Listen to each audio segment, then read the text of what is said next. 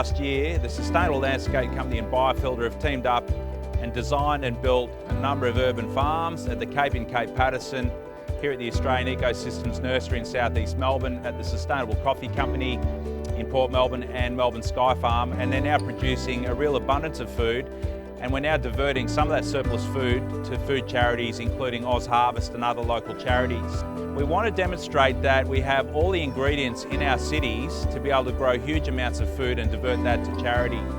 At the moment in Australia, we're having a cost of living crisis. It's compounded by interest rate rises, the cost of fuel and energy, and the cost of food. In terms of food, we've had big impacts with the recent floods, things like the impacts of COVID, even the Ukraine crisis. These are driving up the cost of food to the point where the average grocery bills for Australians has jumped hundreds of dollars.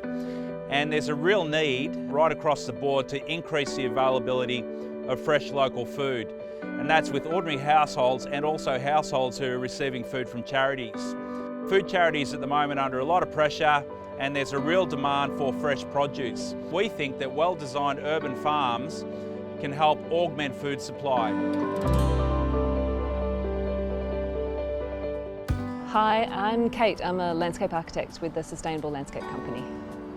We designed this urban farm for the Sustainable Coffee Company a couple of years ago, and since then it has just absolutely boomed. So at the moment we've got lots of summer crops, so we've got lots of basil and corn. We just harvested a huge number of cucumbers. The tomatoes are coming on. Things have been a bit slower this season, but now with a bit of sunshine like today, it's really starting to happen.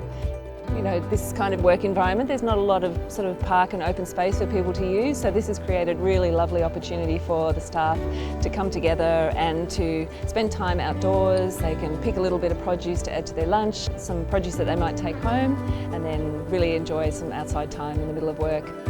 We're able to actually do composting on site with some of the coffee chaff, and then we can actually put it straight back into these garden beds. Yeah, I think a small space like this really shows the great opportunities that we have to build food growing and green spaces in cities. This tiny car park has produced hundreds and hundreds of kilos of food since we established it a few years ago. We've given a lot of that to charity. It's supported the staff that work here. More and more of these are going to produce huge amounts of food that are really going to help build our cities into food bowls. So I'm Alana from Oz Harvest Melbourne. Oz Harvest is Australia's leading food rescue charity. We rescue surplus food that is destined for landfill, and we deliver that to charities across Australia. Produce from urban farms are harvested and delivered to Oz Harvest in the one day, meaning that we're able to deliver food straight from the garden to people's plates. In the last 6 months, we've seen a 60% increase in demand for food from our charities that we serve. And that doesn't even include the charity agencies that are on our waiting list that we don't have access to. Urban farming is not only a way to nourish our country, but it's also a way to educate for change.